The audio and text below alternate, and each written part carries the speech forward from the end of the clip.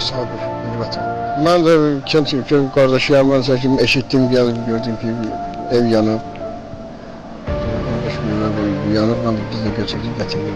Evliydi, 3 uşağı var, 3 kızı var, kötüydü. Ben tek yaşlıydı, burada dost değiller birbirine. Ağlardan ben mutluyum.